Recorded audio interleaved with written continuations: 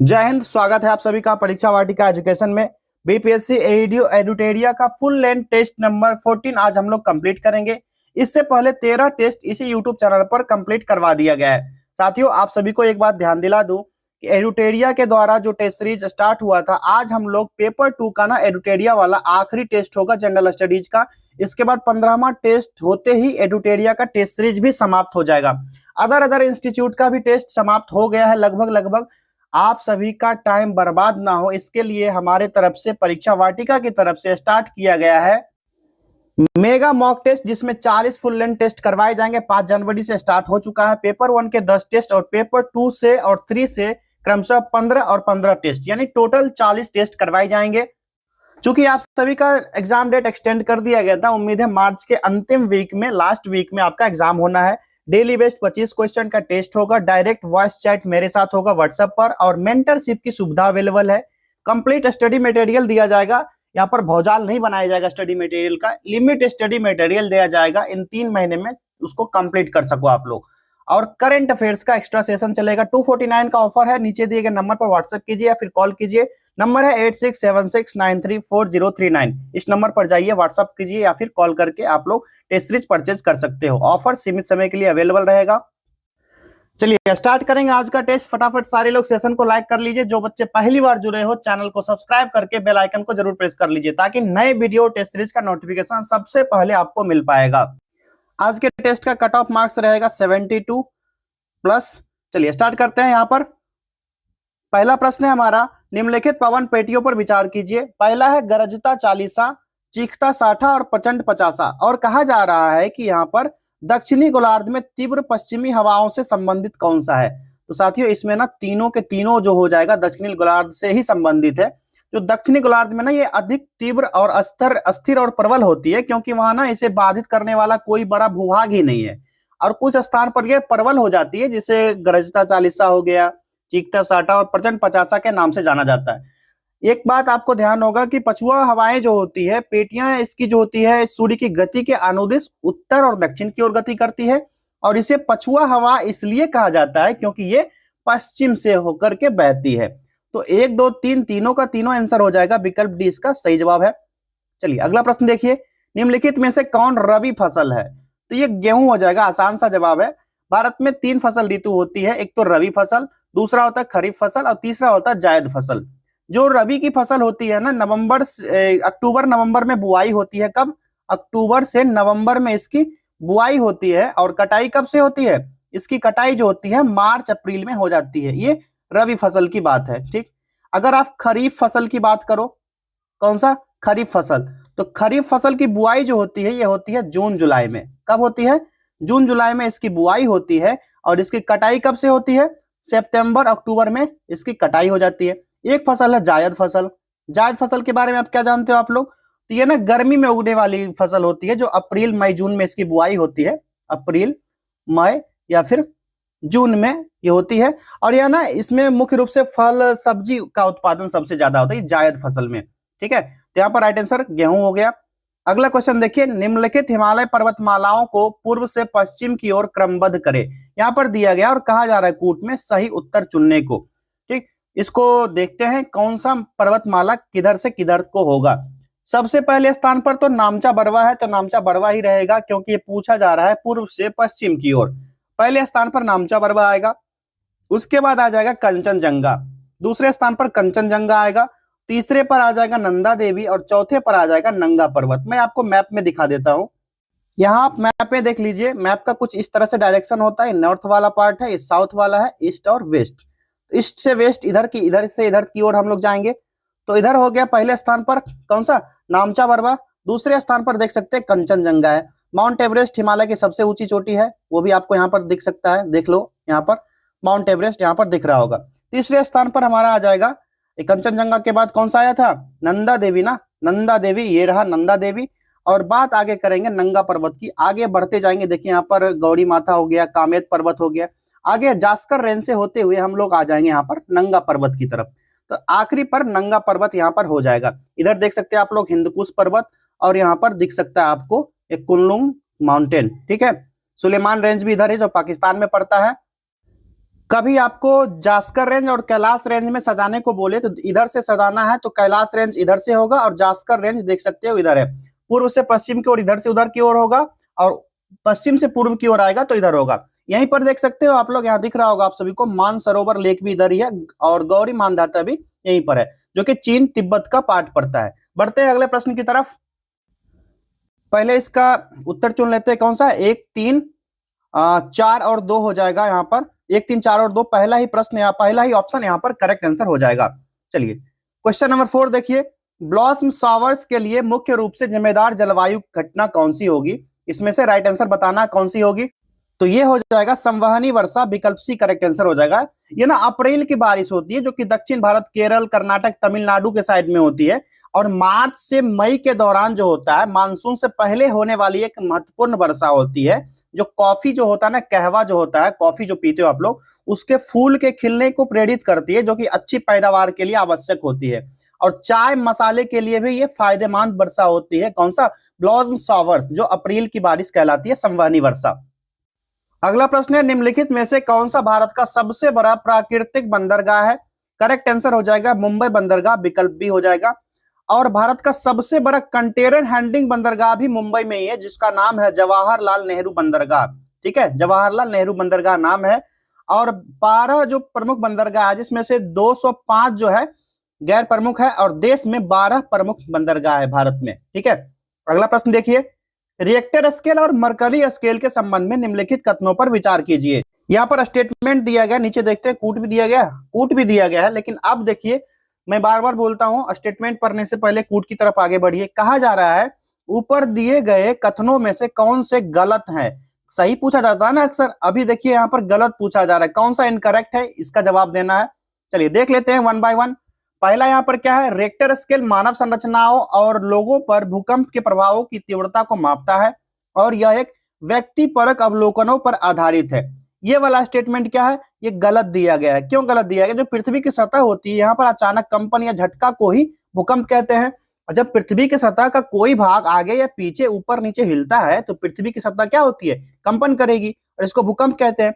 यहाँ पर मेन बात ये हो जाता है कि पृथ्वी की सतह विभिन्न आकार से अलग अलग भाग से बनी होती है, इसी को प्लेट जो कहा जाता है। और दुनिया का अधिकांश हिस्सा जो है भूकंप प्लेट की गति यानी टेक्टोनिक क्रिया के कारण होता है। और भूकंप विज्ञान जो होता है, भूविज्ञान की एक महत्वपूर्ण शाखा भी होता है। ये वाला स्टेटमेंट यहाँ पर जो है गलत हो जाता है इस कारण से। दूसरा है, मार्कली स्केल भूकंप मापी यंत्रों द्वारा रिकॉर्ड किए गए भूकंप तरंग आयाम के आधार पर भूकंप की तीव्रता को मापता है। ये भी स्टेटमेंट यहाँ पर गलत दिया गया है। जो भूकंपीय तरंग को ना भूकंप मापी यंत्र पर रिकॉर्ड किया जाता है और ये 3 प्रकार के होते हैं। पहला होता है कौन सा, प्राइमरी तरंगे, जो प्राइमरी रेज होती है ये होती है प्राथमिक तरंग, दूसरी होती है द्वितीयक तरंग और तीसरी होती है सतही दीर्घ तरंग। आप सब पढ़े होंगे पी तरंगों के बारे में, एल तरंगों के बारे में, वही सब ये होता है। दोनों स्टेटमेंट यहाँ पर गलत दिया गया है, तो कौन सा सही होगा? विकल्प सी सही हो जाएगा। 1 और 2 दोनों गलत स्टेटमेंट दिया गया है। 7वां प्रश्न है हमारा, निम्नलिखित में से कौन सा भूमध्य सागरीय जलवायु वाला क्षेत्र नहीं है? नहीं को कोड कीजिए और बताइए इसका करेक्ट आंसर क्या होगा। ये हो जाएगा अमेजन बेसिन, विकल्प डी सही जवाब होगा, जो CS होगा। अगला देखिए, उष्णकटिबंधीय चक्रवात के निर्माण के लिए निम्नलिखित स्थितियों पर विचार करें। और यहाँ पर कहा जा रहा है कूट की सहायता से कौन सा कथन सही है? करेक्ट ऑप्शन यहाँ पर चूज करना है। चलिए स्टेटमेंट 1 बाय 1 देख लेते हैं, उसके बाद बताएंगे इसका कौन सा सही होगा। पहला है, समुद्र की सतह का तापमान 27 डिग्री सेल्सियस से अधिक होना चाहिए। यह स्टेटमेंट क्या है, सही दिया गया, बिल्कुल सही दिया गया है। ठीक, अगला क्या है, चक्रवात निर्माण के लिए कोरियोलिस फोर्स का ना होना अनिवार्य है। यह भी स्टेटमेंट क्या है, गलत दिया गया है। क्यों गलत दिया गया है? यहाँ ना कोरियोलिस बल की उपस्थिति जब उष्णकटिबंधीय तूफान का निर्माण होता है और इसकी तीव्रता अनुकूलन की परिस्थितियां जो होती है, पहला तो 27 डिग्री सेल्सियस से अधिक तापमान वाली विशाल समुद्र सतह होना चाहिए और कोरियोलिस बल की उपस्थिति अनिवार्य है। यहाँ पर क्या है, ना होना अनिवार्य है, यहाँ पर इसका होना अनिवार्य होगा, इसलिए ये गलत दिया गया है। तीसरा क्या है, सतह पर निम्न दाब क्षेत्र की उपस्थिति हो, बिल्कुल ये सही दिया गया है। ये वाला स्टेटमेंट भी, जो ऊर्ध्वाधर हवा की गति होती है इसमें कम भिन्नता होनी चाहिए और पहले से मौजूद जो कमजोर और निम्न दाब वाला क्षेत्र होता है यानी निम्न स्तरीय चक्रवाती परिसंचरण का होना अनिवार्य है। और समुद्र तल से ऊपर की ओर अपसारी प्रणाली का होना भी अनिवार्य होगा ऐसी स्थिति में। कब? जब उष्णकटिबंधीय चक्रवात का निर्माण होगा तब। तो ये हो गया पहला और तीसरा विकल्प जो है स्टेटमेंट जो है ये करेक्ट होगा। तो कौन सा ऑप्शन होगा भाई? विकल्प ए हो जाएगा। केवल 1 और 3 यहाँ पर सही हो जाएगा। अगला प्रश्न है, निम्न दिए गए विकल्प में भारत में अक्टूबर की गर्मी शब्द का तात्पर्य क्या होगा? आसान सा जवाब है, दक्षिण पश्चिम मानसून की वापसी के दौरान गर्म और आर्द्र मौसम, इसको ही कहा जाता है। आमतौर पर अक्टूबर की गर्मी के नाम से जाना जाता है। और अक्टूबर के दूसरे पखवाड़े में जो होता है ना, क्या होता है? ये होता है। ठीक है, चलिए आगे बढ़े। क्वेश्चन नंबर 10 देखिए, 49वीं उत्तरी अक्षांश रेखा निम्नलिखित में से किन देशों के बीच अंतरराष्ट्रीय सीमा साझा करती है? सही जवाब हो जाएगा अमेरिका और कनाडा के बीच। विकल्प बी यहाँ पर करेक्ट आंसर होगा। और भी कई अंतरराष्ट्रीय सीमाएं हैं, जैसे दुरंड रेखा है भारत पाकिस्तान अफगानिस्तान के बीच। और कौन कौन सा है? मैकमोहन रेखा भारत और तिब्बत का हिस्सा पार्ट करता है, लेकिन भारत चीन के बीच अक्सर माना जाता है। तिब्बत ऑप्शन आए, चीन आए, तो दोनों कर लेना। मैजिनोट रेखा फ्रांस जर्मनी के बीच हो जाता है। और कई सारे रेखाएं हैं, इसको एक बार सर्च कर लेना। इंपॉर्टेंट सीमा रेखाएं, अंतरराष्ट्रीय सीमा रेखाएं, वहां पर बहुत सारा मिल जाएगा। क्वेश्चन बनेगा तो उस टाइप के बन सकते हैं और आप वहां पर गलती नहीं करोगे। चलिए आगे देखते हैं। एक पिंड वृत्ताकार पथ पर स्थिर गति से चलता है क्योंकि डैश। क्यों चलता है? क्योंकि त्वरण लगातार दिशा बदलते रहता है। विकल्प डी यहाँ पर आसान सा जवाब हो गया। और त्वरण जो होता है केंद्र की ओर इंगित करता है, जिसे अभिकेंद्रीय त्वरण भी कहा जाता है। वस्तु जब हिलेगा तो इस त्वरण की दिशा भी क्या होगी? बदल जाएगी। इसलिए त्वरण जो होगा गैर शून्य और दिशा में गैर समान होगा और परिमाण में भी एक समान होगा। ये बताता है कि कैसे वृत्ताकार गति बिना गति परिवर्तन के त्वरित गति करता है। इसीलिए ये जो होगा ना, त्वरण लगातार दिशा बदलता है, ये विकल्प सबसे करेक्ट होगा यहाँ पर खाली स्थान में। अगला देखिए, एक समानांतर सर्किट में दो बल्ब श्रृंखला की तुलना में अधिक क्यों चमकते हैं? करेक्ट आंसर होगा बिजली की खपत समानांतर में अधिक होता है। विकल्प सी यहाँ पर करेक्ट आंसर होगा। जो श्रृंखला होता है ना, इसमें इसे वोल्टेज में विभाजित होता है और कुल प्रतिरोध इसमें क्या होगा? बढ़ जाएगा। करंट क्या होगा? कम होगा। और कम धारा से होगा तो क्या होगा? चमक भी कम होगा। और समानांतर में क्या होता है? शक्ति बराबर क्या होता है? V इंटू आई, ये अधिकतम होगी। अब बल्ब डिजाइन आउटपुट से मेल खाते हुए समानांतर में ये क्या करेगा? अच्छे से काम करेगा और सीधा चमक बढ़ाने का काम करेगा, ना कि केवल वर्तमान विभाजन करेगा। इसलिए क्या होगा? कुल खपत की गई बिजली जो होगी समानांतर में अधिक होगी और रोशनी भी इसमें क्या होगा? तेज होगा। अगला देखिए, जब ध्वनि हवा से पानी में प्रवेश करती है तो आवृत्ति और तरंग दैर्घ्य में क्या परिवर्तन होता है? इस प्रश्न का सही जवाब होगा आवृत्ति समान होगा, तरंग दैर्घ्य बदल जाएगा। आसान सा जवाब विकल्प डी लगा लीजिए। चलिए बढ़ते हैं आगे। क्वेश्चन नंबर 14 देखिए, तारे चमकते हैं लेकिन ग्रह नहीं चमकते क्यों? क्लास 10 से पढ़ते आ रहे हो। ग्रह में कोई प्रकाश नहीं होता इसलिए नहीं चमकते हैं। आसान सा जवाब विकल्प ए हो गया। चुंबकीय क्षेत्र रेखाएं कभी एक दूसरे को क्यों नहीं काटती हैं? राइट आंसर हो जाएगा इसका, प्रत्येक बिंदु की एक ही दिशा होती है। विकल्प सी सही जवाब हो जाएगा। और जो एक बिंदु पर चुंबकीय क्षेत्र की केवल एक दिशा हो सकती है, यदि रेखाएं एक दूसरे को काटती है तो उस बिंदु पर दो अलग अलग दिशाएं मौजूद होगी, ये ध्यान रखना आपको। और शारीरिक रूप से ये असंभव होगा। और चुंबकीय क्षेत्र रेखाएं हर जगह जो होगा अलग अलग होगा। इसके अलावा जो फील्ड रेखाएं होती है, फील्ड की ताकत की रिक्ति द्वारा दर्शाती है।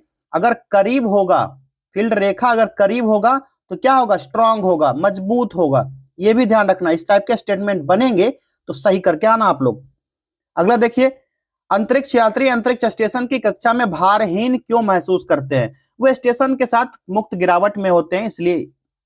ठीक, विकल्प डी करेक्ट आंसर। रेगिस्तान की रेत दिन में अत्यधिक गर्म और रात में अत्यधिक ठंड हो जाती है, इसका मुख्य कारण क्या है? रेत की जो विशिष्ट ताप क्षमता होती है ना, ये कम होती है। विकल्प सी राइट आंसर होगा। यानी कि रेत गर्मी में तेजी से अवशोषित करेगी और तापमान तेजी से बढ़ता है, और रात में यह तेजी से गर्मी छोड़ता है। तापमान तेजी से गिरता है इसी वजह से। और उच्च विशिष्ट उष्मा वाले जलनिकाय विपरीत व्यवहार दर्शाते हैं। रेगिस्तान में अत्यधिक तापीय भिन्नता उत्पन्न होती है।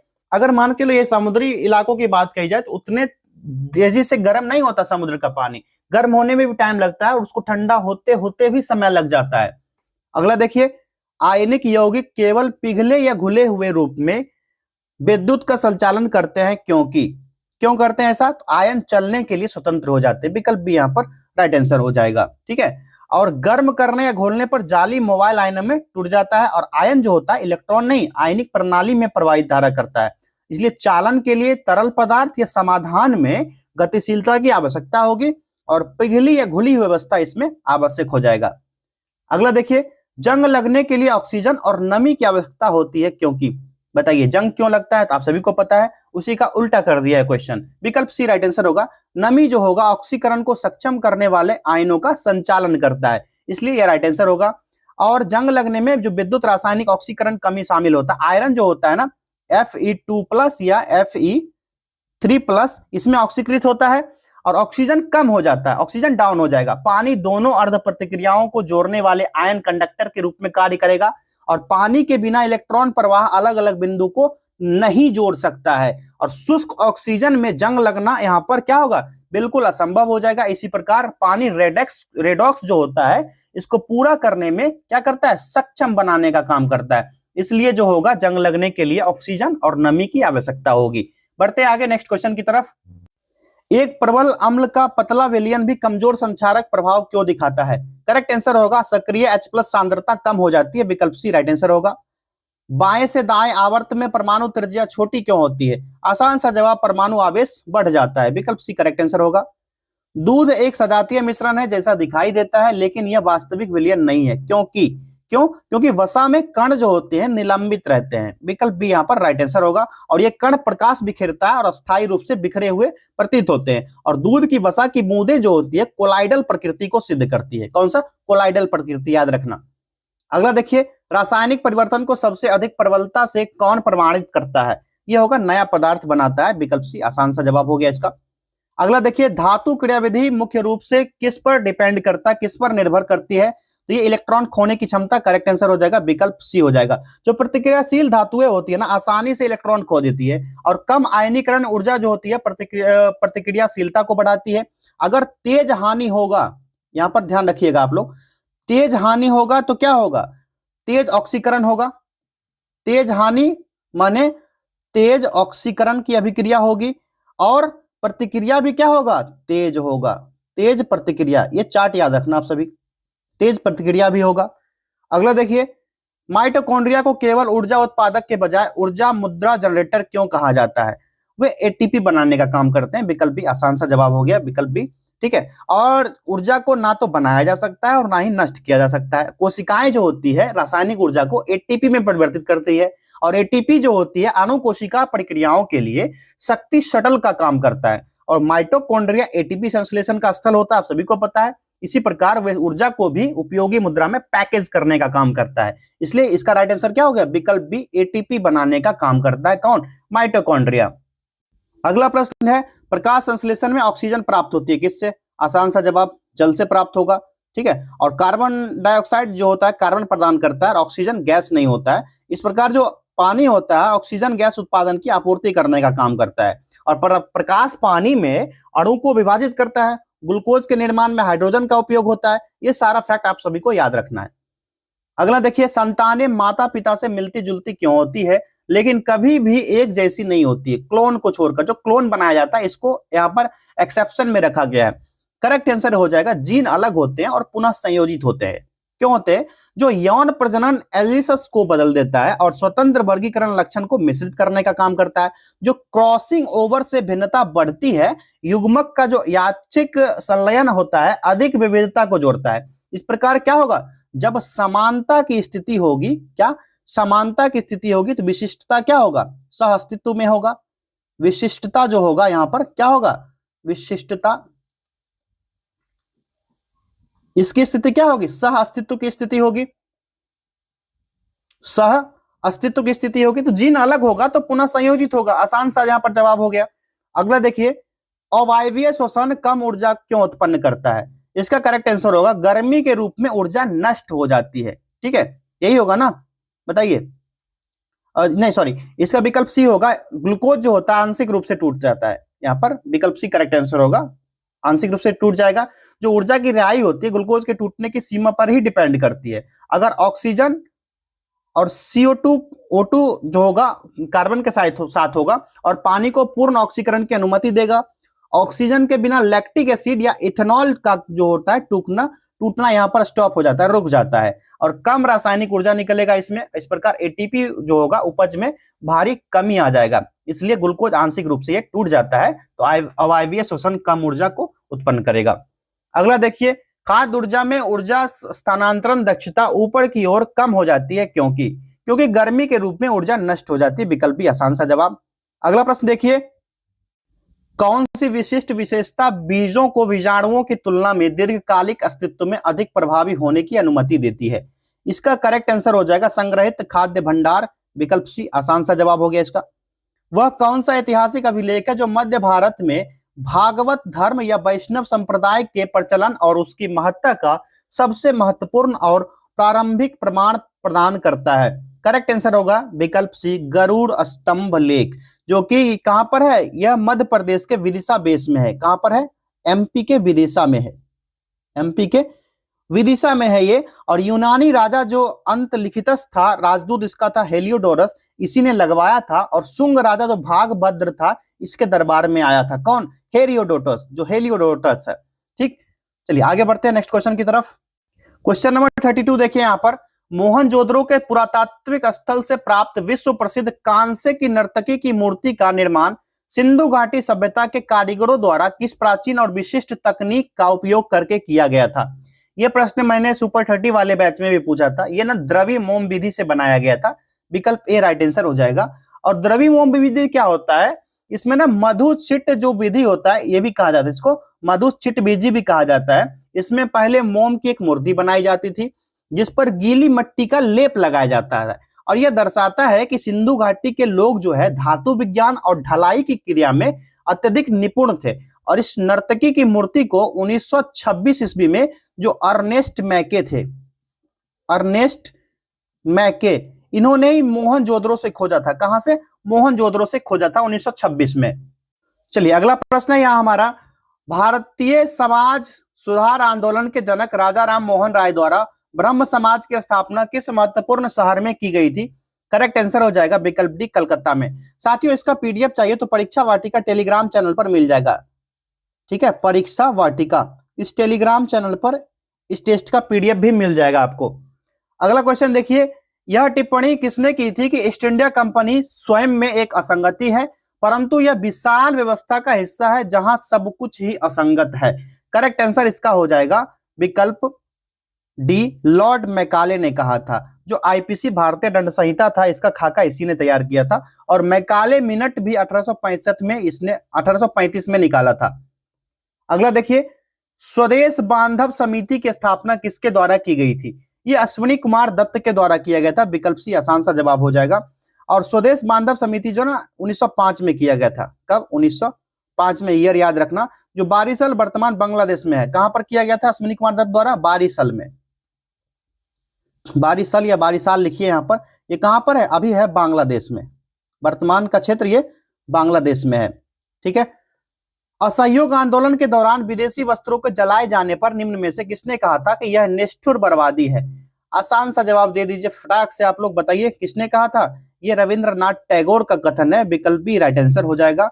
और गुरुदेव रविंद्रनाथ टैगोर गांधी जी और असहयोग आंदोलन के प्रशंसक थे और नकारात्मकता अंध राष्ट्रवाद के कट्टर विरोधी थे। उनका मानना था कि विदेशी कपड़ों को जलाने के बजाय उन्हें गरीबों में बांट देना चाहिए। चलिए अगला प्रश्न है, सूची 1 को सूची 2 से मिलान करना है। कूट की सहायता से यहाँ पर सही उत्तर चूज करना है। एक तरफ दिया गया है सूची 1 में विद्रोह के नेतृत्वकर्ता संबंधित केंद्र दिया गया, इसको मिलान करेंगे फिर कूट की तरफ बढ़ लेंगे हम लोग। खान बहादुर खान जो है किससे संबंधित है? तो ये बरेली से संबंधित है। ठीक है, बरेली से। और ये 1857 का विद्रोह जो था यूपी में पड़ता है, ये यूपी में बरेली का क्षेत्र। जयदयाल व हरदयाल कहां से संबंधित है? इसका हो जाएगा ये कोटा से संबंधित है। कोटा कहां का है? राजस्थान का है पार्ट, राजस्थान का। ये भी 1857 के विद्रोह का ही पार्ट है, 1857 का। राधा कृष्ण दंड सेना ये गंजाम से संबंधित है, ये ओडिशा से संबंधित है। कहां पर? ओडिशा से। और ये ना सावर विद्रोह है, उससे संबंधित है। कौन सा विद्रोह का नाम है? सावर विद्रोह। सुरेंद्र साई संबंधित है संबलपुर से, ओडिशा से ये भी संबंधित है। ठीक, तो यहाँ पर ना मिलान किया हुआ है ऑलरेडी, इसमें कुछ मिलान नहीं करना है। 1 2 3 4 ही हो जाएगा। विकल्प बी यहाँ पर करेक्ट आंसर हो गया। अगला देखिए, अंग्रेजों की वह राजस्व नीति जिसके तहत किसान स्वयं भूमि का मालिक होता था और सरकार को भू राजस्व के भुगतान के लिए जिम्मेदार माना जाता था। करेक्ट आंसर हो जाएगा, ये रैयतवाड़ी प्रथा का अंग है। विकल्प बी सही जवाब हो जाएगा। और इसे ना थॉमस मुनरो और कैप्टन रीड ने विकसित किया था। किसने? Thomas Munro. Thomas Munro plus captain Read लिखना, ठीक है, कैप्टन रीड। ओके, अगला देखिए, निम्नलिखित ऐतिहासिक कथनों पर विचार कीजिए। 3-4 स्टेटमेंट दिया गया और उसके बाद कहा जा रहा है कूट में कौन सा स्टेटमेंट यहां पर सही है, बताइएगा कौन सा सही होगा। तो सबसे पहले तो क्या करेंगे, देख लेंगे यहां पर कौन कौन सा स्टेटमेंट दिया गया, पढ़ेंगे अच्छे से। पहला है, पानीपत के तृतीय युद्ध में अहमद शाह अब्दाली ने दिल्ली सल्तनत के शासक इब्राहिम लोदी को निर्णायक रूप से पराजित किया था। इब्राहिम लोदी को क्यों पराजित करेगा भाई, ये मराठों के साथ हुआ था युद्ध, सभी को पता होगा, कब 1761 ईस्वी में। पहला स्टेटमेंट तो गलत हुआ क्योंकि इब्राहिम लोदी तो लोदी वंश का था, यहाँ पर युद्ध हुआ था मराठा संघ के साथ, ये वाला तो गलत हो गया। दूसरा है, तृतीय आंग्ल मैसूर संघर्ष के दौरान मैसूर के शासक टीपू सुल्तान की युद्ध भूमि में मृत्यु हो गई थी, ये वाला गलत हो गया क्योंकि इब्राहिम लोदी जो है पानीपत के पहले 1526 में बाबर से हारा था, ये वाला तो इसका पार्ट हो गया। और दूसरा कथन इसलिए गलत हो गया, टीपू सुल्तान की मृत्यु जो हुई थी ना, कब, चौथे आंग्ल मैसूर युद्ध में हुआ था, जब श्रीरंगपट्टनम की संधि हो गई थी उसके बाद, और श्रीरंगपट्टनम की रक्षा करते हुए भी इसकी मृत्यु हुई थी 1799 ईस्वी में। तो ये क्या दिया गया है, तीसरा आंग्ल मैसूर नहीं, चौथा होना चाहिए, तो ये वाला स्टेटमेंट भैया गलत हो गया। तीसरा स्टेटमेंट यहां देखिए क्या है, प्लासी का युद्ध बंगाल के नवाब सिराजुद्दौला की हार का मुख्य कारण उसके सेनापति मीर जाफर द्वारा अंग्रेजों यानी रॉबर्ट क्लाइव के साथ मिलकर किया गया षड्यंत्र था, बिल्कुल ये वाला सही दिया गया है। जो प्लासी का युद्ध हुआ था 1757, यहीं से आप लोग ना पॉलिटी में भी एंट्री कर लोगे तो पढ़ने में आसानी होगा। अंग्रेज ने अपनी सैन्य शक्ति से नहीं बल्कि विश्वासघात से जीता था प्लासी का युद्ध। नवाब सिराजुद्दौला का मुख्य सेनापति था कौन, मीर जाफर। युद्ध के मैदान में अपनी टुकड़ी के साथ निष्क्रिय रहा क्योंकि उसने रॉबर्ट क्लाइव के साथ गुप्त समझौता कर लिया था, गद्दारी कर लिया था, जिसके कारण यहाँ पर सिराजुद्दौला को हार का सामना करना पड़ा। ठीक, तो यहाँ पर तीसरा स्टेटमेंट सही है सिर्फ, तो केवल 3 यहाँ पर करेक्ट आंसर हो जाएगा, विकल्प बी। चलिए अगला प्रश्न यहाँ पर सूची 1 को सूची 2 के साथ मिलान कीजिए और दिए गए कूट की सहायता से सही उत्तर चूज करना है। एक तरफ वेद दिया गया, दूसरे तरफ उसके संबंधित ब्राह्मण दिए गए हैं, इसको मिलान करना है, मिलान कर लेते हैं। ऋग्वेद के ब्राह्मण ऐत्रेय और कौशितकी हो जाएंगे, तो इसका दूसरा हो गया। यजुर्वेद के शतपथ और तैत्तिरीय हो जाएंगे, तो पहला हो गया। सामवेद के सभी को पता है 25 ब्राह्मण है और अथर्ववेद के गोपथ ब्राह्मण है। ऐत्रेय और कौशितकी जो होते थे, ये ऐत्रेय और कौशितकी ये सबसे प्राचीन वेद है, कौन सा, ऋग्वेद, जिसमें ना देवताओं की स्तुति के मंत्र मिलता है। ठीक, और दूसरा है यजुर्वेद, इसमें ये कर्मकांडीय वेद है, और शतपथ ब्राह्मण सबसे बड़ा और महत्वपूर्ण ब्राह्मण ग्रंथ है इसमें, कौन सा, शतपथ ब्राह्मण। सामवेद की बात करें तो 25 इसमें ब्राह्मण है और इसको ना संगीत का जनक कहा जाता है, सामवेद को संगीत का जनक भी कहा जाता है, और इसमें टांडे ब्राह्मण भी कहते हैं, 25 को ना टांडे ब्राह्मण भी कहा जाता है, कौन सा, टांडे ब्राह्मण। कभी ये पूछ दिया जाए तो इसको भी टिक कर लेना। अथर्ववेद की बात करें तो गोपथ ब्राह्मण, जिसमें कि तंत्र मंत्र की बात कही गई है, अथर्ववेद में ही तंत्र मंत्र जादू टोना की बात कही गई है, और इसका एक ही ग्रंथ है, एक ही ब्राह्मण है, गोपथ ब्राह्मण। क्लियर है, बढ़ते हैं आगे नेक्स्ट क्वेश्चन की तरफ। तो इसका राइट आंसर पहले देख लेते हैं कौन सा होगा, 2, 4, 1 और 3, फिर आगे बढ़ेंगे। 2, 4, 1 और 3 देख भैया, 2, 4, 1 और 3, विकल्प भी यहाँ पर करेक्ट आंसर हो गया। चलिए 41 देखिए, 14वीं शताब्दी ईसा पूर्व का वह अभिलेख जिसमें भारतीय वैदिक देवताओं इंद्र, वरुण, मित्र और नासत्य यानी अश्विनी कुमार का स्पष्ट उल्लेख मिलता है, जो मध्य एशिया तथा भारत आर्यों के संपर्क को दर्शाता है। इसका सही जवाब होगा बोगाज कोई अभिलेख से मिलता है, विकल्प ए यहाँ पर करेक्ट आंसर होगा। और ना आधुनिक तुर्की जो एशिया माइनर में भी स्थित है, बोगाज का कोई स्थान का नाम है, जो लगभग 1400 ईसा पूर्व से लेकर के यानी कि 14वीं शताब्दी का माना जाता है, 14वीं शताब्दी ईसा पूर्व का माना जाता है बोगाज कोई अभिलेख। अगला देखिए, गुप्त राजवंश के बारे में निम्नलिखित जानकारी के मुख्य स्रोत क्या हैं, यहाँ पर इसका बताना क्या होगा राइट आंसर। तो विशाख दत्त ने नाटक देवी चंद्रगुप्तम, क्या है, देवी चंद्रगुप्तम और कालिदास की अनेक साहित्यिक रचनाएं, ये वाला स्टेटमेंट क्या है, बिल्कुल सही दिया गया है। दूसरा क्या दिया गया है, अभिलेख, सिक्का और स्मारक आदि पुरातात्विक स्रोत से है, बिल्कुल सही है। तीसरा क्या दिया गया यहाँ पर देखिए, फाहियान तथा फुएनसांग यात्री को विवरण मिलते हैं, ये वाला भी सही है। तीनों के तीनों स्टेटमेंट यहाँ पर जो है करेक्ट दिए गए, उपर्युक्त में से सभी यहाँ पर स्रोत क्या है, यहाँ पर सही दिए गए हैं। ठीक है, और इसके जानकारी के स्रोत से ही गुप्त राजवंश के बारे में पता चलता है। अगला प्रश्न है, निम्न इतिहासकारों में से किसने ताज उल मासिर की रचना की थी। इसका करेक्ट आंसर हो जाएगा हसन निजामी। कौन, हसन निजामी, विकल्प भी यहाँ पर करेक्ट आंसर हो जाएगा। नेक्स्ट क्वेश्चन है, भारत के सांस्कृतिक इतिहास के संदर्भ में निम्नलिखित कथनों पर विचार कीजिए। यहाँ स्टेटमेंट दिया गया और कूट में कहा जा रहा है कौन सा ऐसे सही है या है। दोनों स्टेटमेंट को पहले पढ़िए, उसके बाद देखना है कि कौन सा सही है या गलत है। पहला, फतेहपुर सीकरी स्थित बुलंद दरवाजा तथा खानकाह के निर्माण में सफेद संगमरमर का निर्माण हुआ है। सबसे पहले तो ये जान लीजिए, बुलंद दरवाजा है मुख्य रूप से लाल और पीला बलुआ पत्थर से बना हुआ है, ठीक है। और इसमें सफेद संगमरमर का उपयोग सजावट और नक्काशी के लिए थोड़ा बहुत किया गया, लेकिन यह मुख्य निर्माण सामग्री नहीं होगा। ये वाला तो गलत हो गया भैया।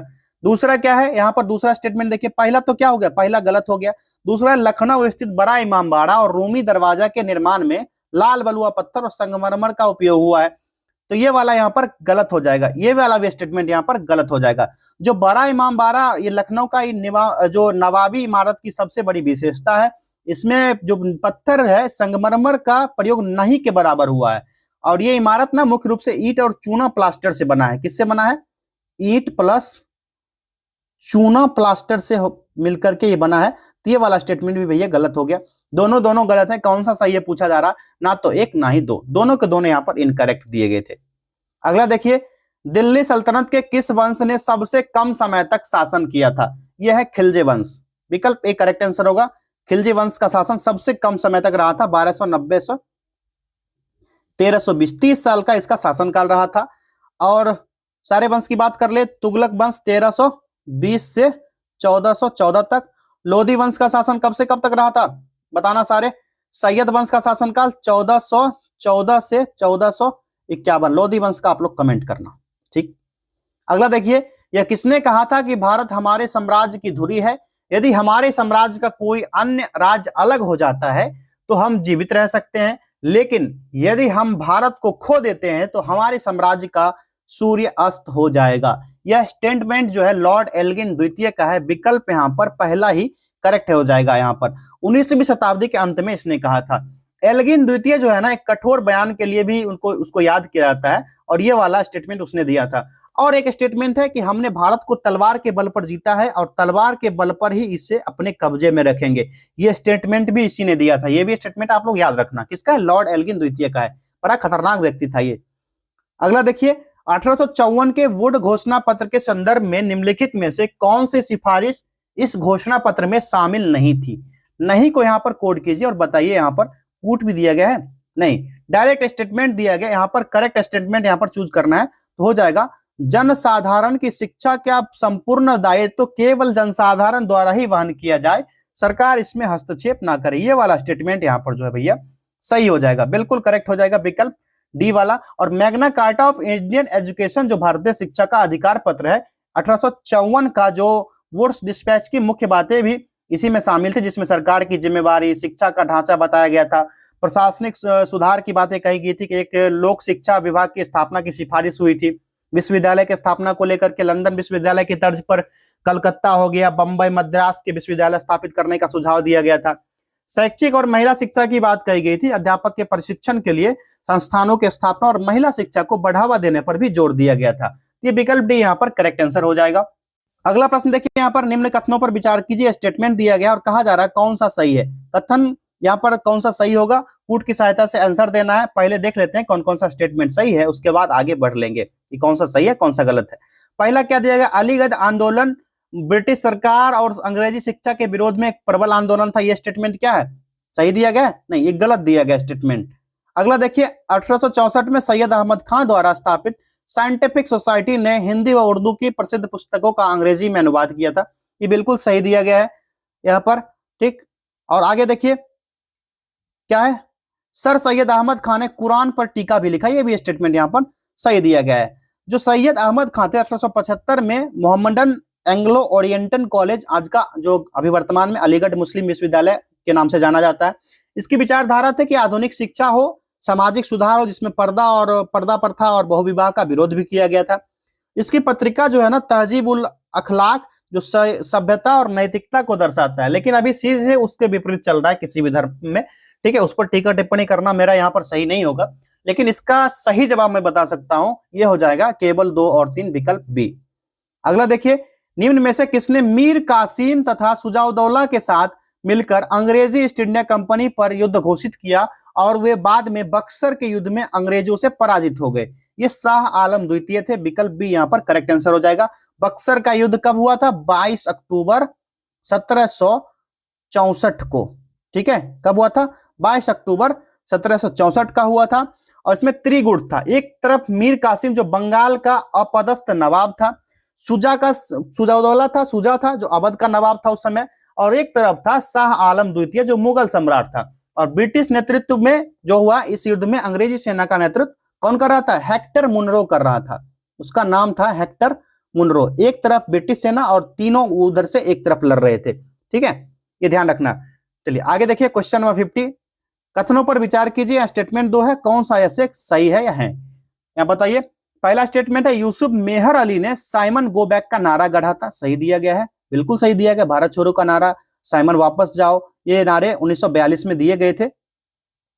बिस्मिल नजीमाबादी ने सरफरोशी की तमन्ना अब हमारे दिल में है कविता मूल रूप से लिखी थी, ये भी स्टेटमेंट यहाँ पर सही दिया गया है, ब्रिटिश हुकूमत के खिलाफ लिखी गई थी, ये वाला भी स्टेटमेंट सही है। दोनों के दोनों यहाँ पर करेक्ट हो जाएंगे, विकल्प सी यहाँ पर सही जवाब हो गया। नेक्स्ट क्वेश्चन है, इनमें से किस स्रोत का प्रस्तावना पर इफेक्ट पड़ा था? करेक्ट आंसर हो जाएगा यहाँ पर आयरिश संविधान, यूएस और गवर्नमेंट ऑफ इंडिया एक्ट 1935, सारे हो जाएंगे, ऊपर युक्त दिए गए सभी करेक्ट आंसर होगा। निम्नलिखित में से कौन सा राज्य के नीति निर्देशक सिद्धांत नहीं है? करेक्ट आंसर इसका क्या होगा? तो बोलने की स्वतंत्रता का अधिकार, ये वाला यहाँ पर नीति निर्देशक सिद्धांत नहीं है, ये जो हो जाएगा फंडामेंटल राइट का आर्टिकल 19 है, 19 क्लॉज ए में बताया गया है। चलिए आगे बढ़ते हैं नेक्स्ट क्वेश्चन की तरफ। क्वेश्चन नंबर 53 देखिए, 73वें संविधान संशोधन अधिनियम के तहत निम्नलिखित प्रावधानों पर विचार करें। मैंने सारे को कहा था कि स्थानीय स्वशासन के बारे में जरूर पढ़ना। यहाँ पर कहा जा रहा है उपयुक्त में से कौन सा अनिवार्य प्रावधान यानी कि सही है, सही के संदर्भ में बताइए कौन सा यहाँ पर करेक्ट होगा। तो इसमें से बताइए। पहला है महिलाओं के लिए सीटों का आरक्षण का व्यवस्था, सही है। जो जिला नियोजन समिति है आर्टिकल 243 ZD से संबंधित है, विशेष रूप से पंचायत के तहत नहीं है। और पंचायती राज को 1992 में 73वां संवैधानिक संशोधन अधिनियम के माध्यम से संवैधानिक बनाया गया था। इसमें भाग 9 जोड़ा गया जिसमें पंचायत, और भाग 9A में नगरपालिका को रखा गया था। आर्टिकल 243 से 243 क्लॉज ओ तक शामिल है इसमें। और इसी अधिनियम में 11वीं अनुसूची भी जोड़ी गई, और इसी अनुसूची में पंचायत की 29 कार्यात्मक मद शामिल होगा और 243G से संबंधित होगा। ये संविधान का भाग 9 पंचायत की 3 स्तरीय प्रणाली को परिकल्पित करता है, ये भी बताया आपको। इसमें शामिल होगा कौन कौन सा? पहला हो जाएगा, दूसरा यहाँ पर राज्य चुनाव आयोग, जिला योजना समिति इसमें शामिल नहीं होगा, और पंचायत के लिए वित्त आयोग का गठन भी इसमें बताया गया है। पहला, दूसरा और यहाँ पर चौथा, पहला, दूसरा और चौथा कौन सा होगा? पहला ही विकल्प यहाँ पर करेक्ट आंसर हो जाएगा।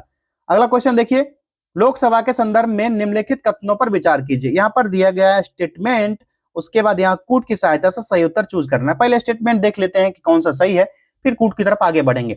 पहला है, लोकसभा की अधिकतम संख्या संविधान द्वारा ही तय की गई है। यह स्टेटमेंट गलत दिया गया है, क्योंकि अधिकतम संख्या संविधान द्वारा स्थायी रूप से तय नहीं की गई है और संसद के कानून द्वारा निर्धारित होती है। ये वाला तो गलत हो गया।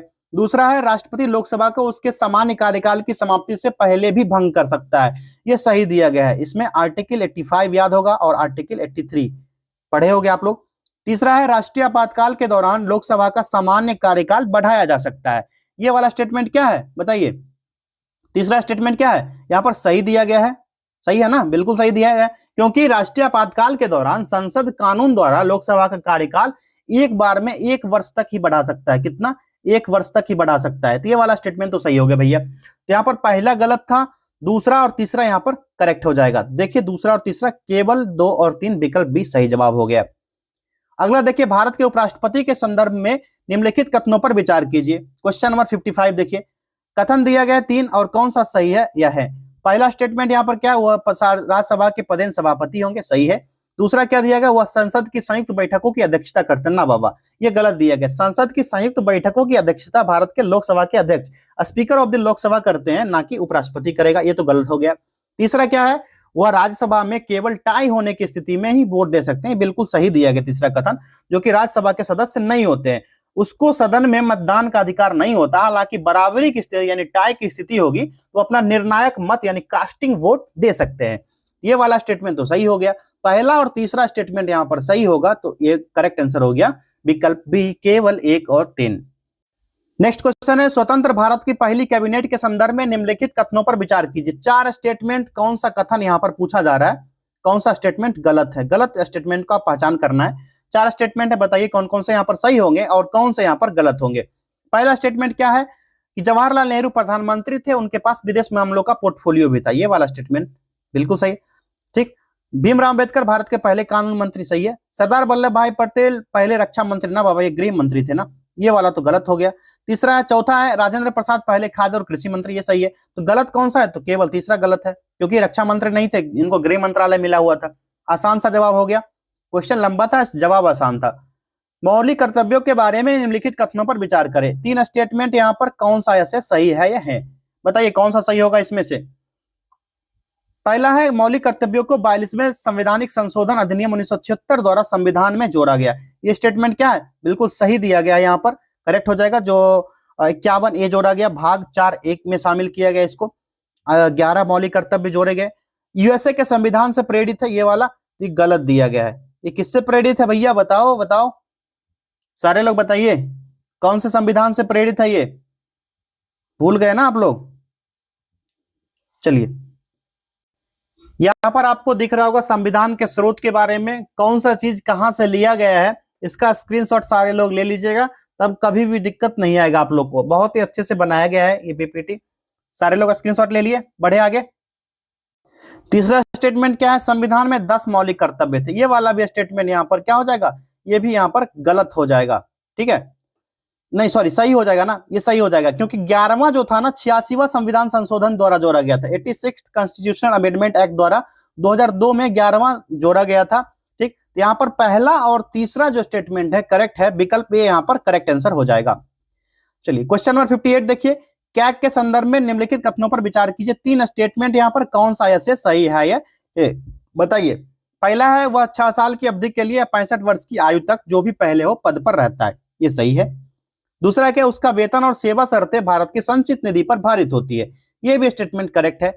उसे प्रधानमंत्री की सिफारिश पर राष्ट्रपति द्वारा हटाया जा सकता है, ये वाला यहाँ पर गलत दिया गया है। ठीक है, ये ना राष्ट्रपति को संबोधित करेगा, अपने हाथ से इस्तीफा लिखेगा या महाभियोग द्वारा हटाया जाएगा।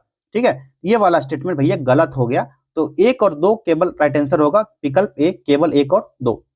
चलिए आगे देखिए, 59, क्वेश्चन नंबर 59, निम्नलिखित में से कौन सी विशेषताएं ब्रिटिश संविधान से ली गई है। करेक्ट आंसर इसका हो जाएगा, देखिए कौन कौन सी होगी। अभी मैंने चार्ट दिखाया था ना, सरकार का संसदीय स्वरूप हो जाएगा, कानून का शासन होगा, और लिखित संविधान ये वाला तो नहीं होगा। ठीक है, लिखित संविधान ये वाला पार्ट नहीं होगा, और कैबिनेट प्रणाली ये सभी ब्रिटिश संविधान से ली गई है। अभी चार्ट मैंने दिखाया था, सभी को याद होगा कौन कौन सा चीज कहां से लिया गया है।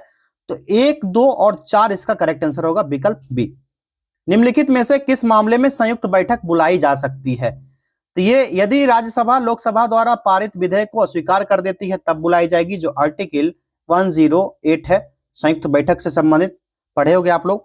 दूसरा है, यदि राज्यसभा 6 महीने के भीतर विधेयक पारित नहीं करती, ये भी सही होगा। और यदि किसी विधेयक में संशोधन पर असहमति हो तब भी। तीनों का तीनों स्टेटमेंट सही होगा, सही उत्तर चुनने को ही कहा जा रहा है, विकल्प डी करेक्ट आंसर हो गया। समाजवादी अर्थव्यवस्था के उत्पादन के सभी कारक किसके स्वामित्व और नियंत्रण में रहते हैं, करेक्ट आंसर होगा, ये राज्य के नियंत्रण का विषय है, विकल्प बी होगा। निम्नलिखित में से भारत में मिश्रित अर्थव्यवस्था का अर्थ क्या होगा, तो मिश्रित अर्थव्यवस्था सार्वजनिक और निजी क्षेत्र का सहअस्तित्व होता है, विकल्प ए करेक्ट आंसर हो जाएगा। किसी अर्थव्यवस्था में पूंजी निर्माण किस पर डिपेंड करता है, किस पर निर्भर करता है, कुल बचत पर डिपेंड करता है, कितना बचत हुआ है। अगला प्रश्न है, इस समय भारत में निम्न में से कौन सी विनिमय दर अपनाई जा रही है। इस प्रश्न का सही जवाब हो जाएगा प्रबंधित फ्लोटिंग विनिमय दर, विकल्प ए करेक्ट आंसर होगा, जहां भारतीय रुपये के विनिमय दर मुख्य रूप से बाजार की मांग और आपूर्ति से निर्धारित होगी, और भारतीय रिजर्व बैंक अस्थिरता को नियंत्रित करने के लिए इसमें हस्तक्षेप करने का काम भी करेगा। मांग नियम के अनुसार क्या होगा, जब कीमत गिरेगी तो मांग बढ़ जाएगी, आसान सा जवाब, विकल्प डी। आर्थिक सर्वेक्षण 2024-25 के अनुसार सितंबर 2024 तक भारत का विदेशी ऋण कितना था। भाई 2024 तक क्यों पूछ रहे हो, 2025 तक पूछ लेते तो बढ़िया रहता। तो इसका करेक्ट आंसर क्या होगा बताइए। क्वेश्चन नंबर 66 का राइट आंसर होगा 711.8 बिलियन अमेरिकी डॉलर, विकल्प सी हो जाएगा।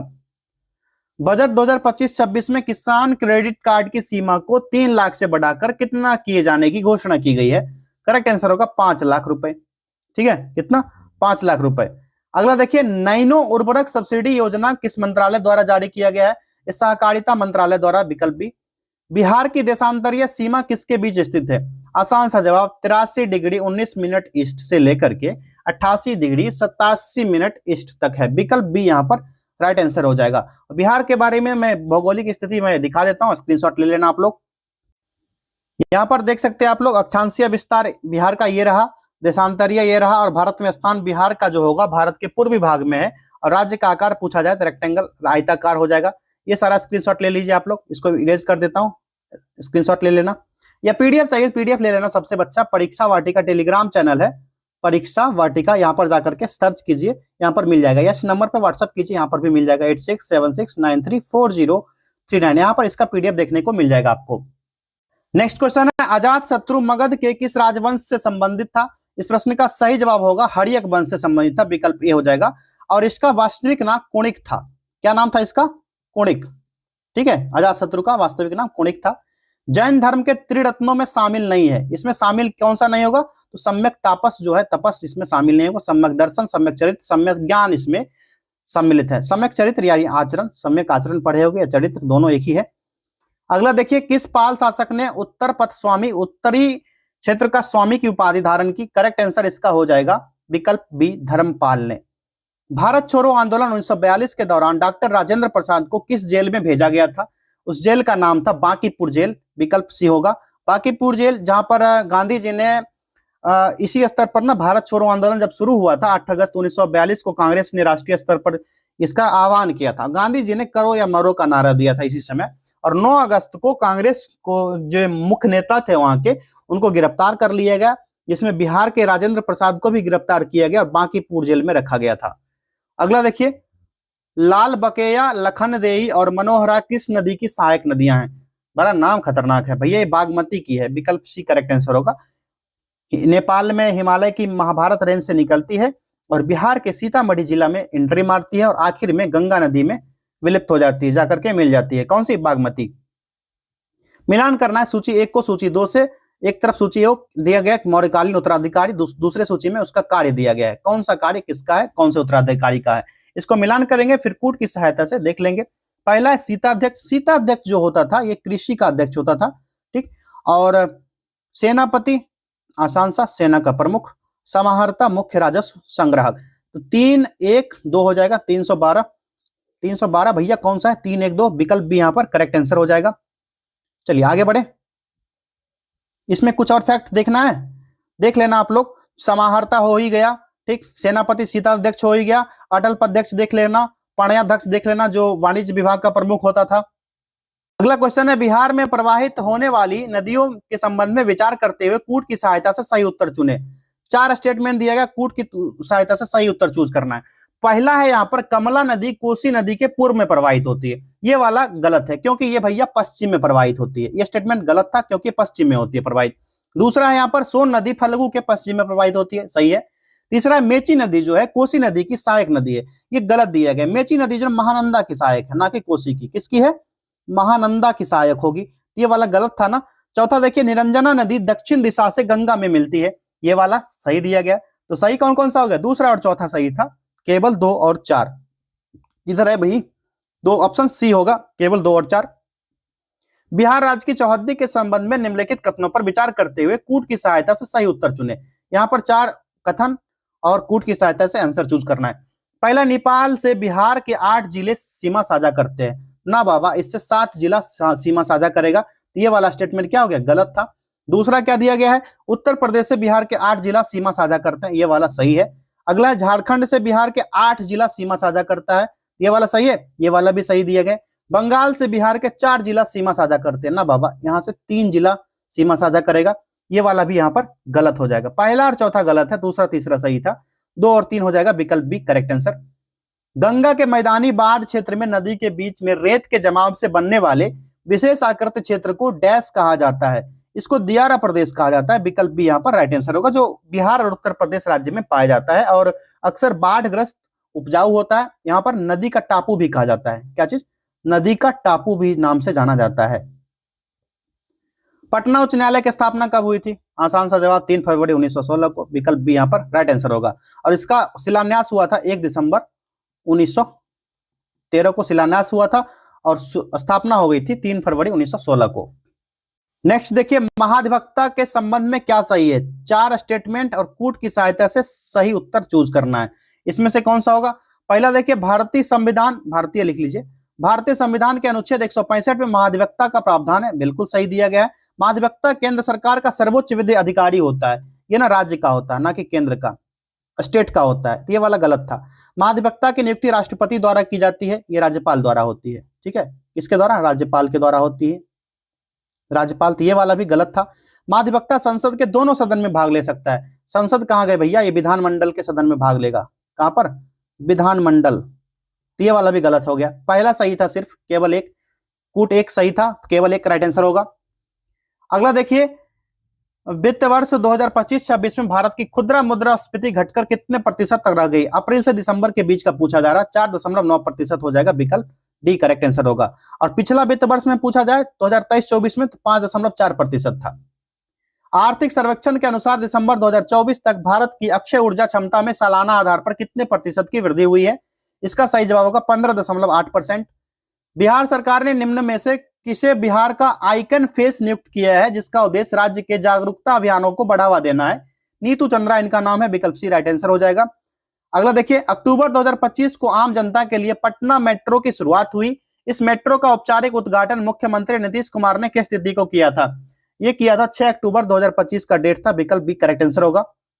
बिहार सरकार ने हाल ही में 3 डेयरी प्लांट की स्थापना की घोषणा की है, जिसका प्रतिदिन दूध प्रोसेसिंग क्षमता 5 लाख लीटर होगी। ये प्लांट किन किन स्थानों पर स्थापित किए जाएंगे?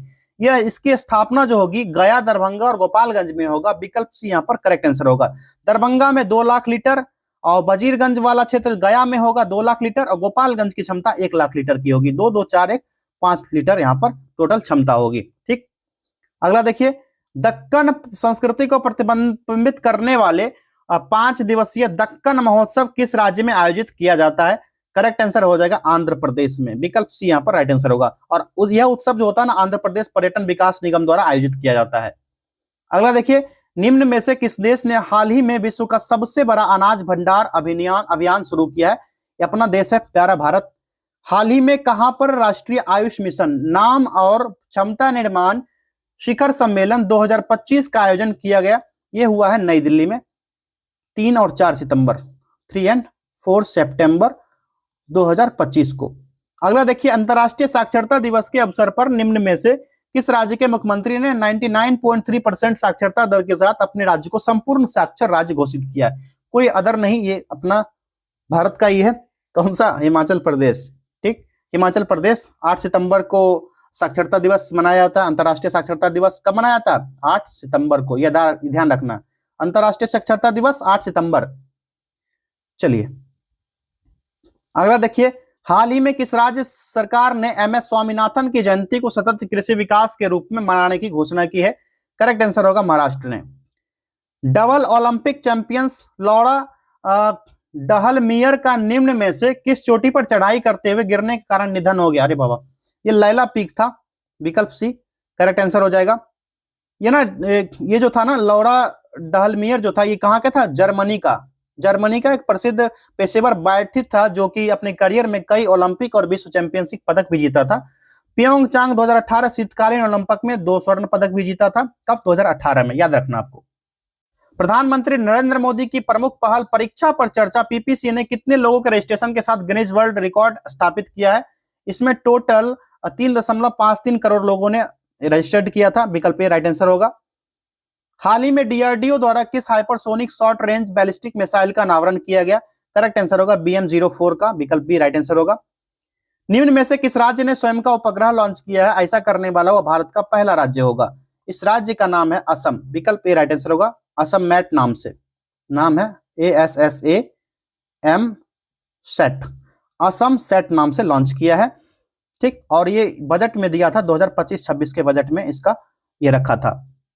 अगला प्रश्न है, निम्न में से किस राज्य सरकार ने सभी गर्भवती महिलाओं का रजिस्ट्रेशन अनिवार्य कर दिया है?